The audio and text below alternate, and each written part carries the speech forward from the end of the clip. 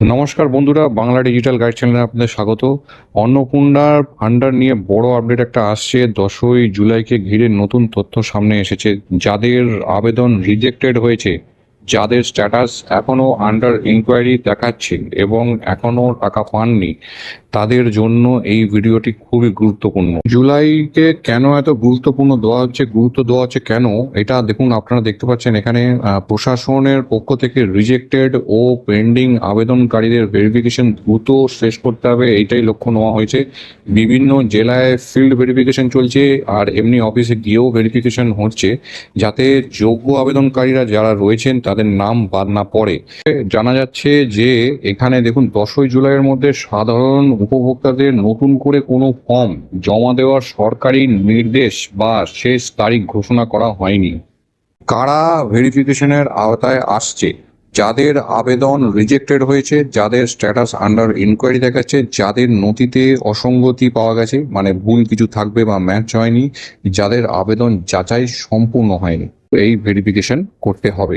ভেরিফিকেশনের সময় কি দেখাতে হচ্ছে? ভেরিফিকেশন টিম সাধারণত যাচাই করতে পারে আবেদনকারীর পরিচয়ের সঠিক কিনা, আপনার ঠিকানা ও পরিবারের তথ্য মিলছে কিনা, জমা দেওয়া নথির তথ্য সঠিক কিনা এবং আবেদনটি প্রকল্পের যোগ্যতার শর্ত পূরণ করছে কিনা, মানে যেই কলগুলো রাখা হয়েছে সেইগুলো আপনাদের যোগ্যতার শর্ত পূরণ করছে কিনা।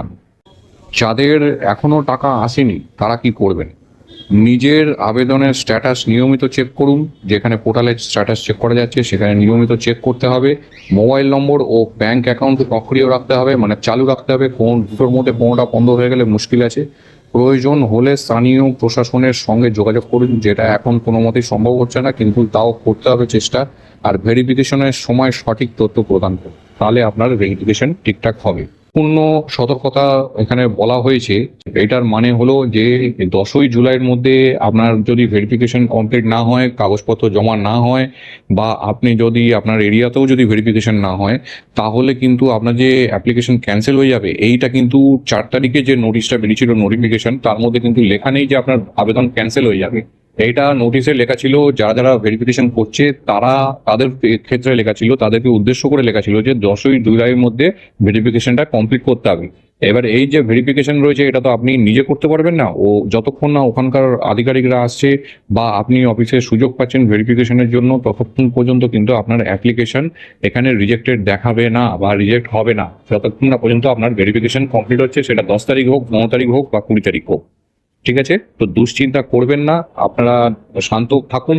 কারণ আমরা দেখছি টিভিতে, নিউজ চ্যানেলে অনেক জায়গায় দেখছি যে অনেক জায়গায় বিক্ষোভ হচ্ছে। আপনারা মানে সময় অনেক রয়েছে, এদের সময়সীমা হয়তো বাড়ানো হবে এর মধ্যে।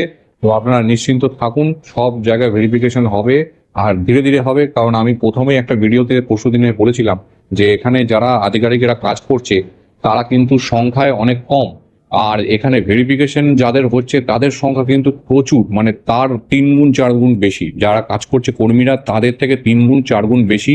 আর সময়সীমাটা অনেক কম দেওয়া হয়েছে, 5 দিন। তো সেই ক্ষেত্রে এইটা কমপ্লিট কোনো মতেই হবে না। আমি প্রথম দিন যেদিনকে নোটিশ বেরিয়েছিল সেদিনকেই আপনাদের একটা ভিডিও দিয়েছিলাম যে এই ভেরিফিকেশনটা কমপ্লিট হবে না এর মধ্যে।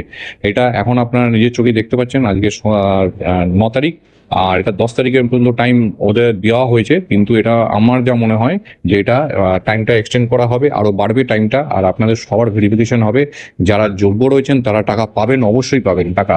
আর যারা যোগ্য নয় তারা কিন্তু নাম বাদ যাবে। সেই ক্ষেত্রে আপনারা ঝামেলা করবেন না, যারা যোগ্য নয় তাদের কিন্তু নাম বাদ যাবে।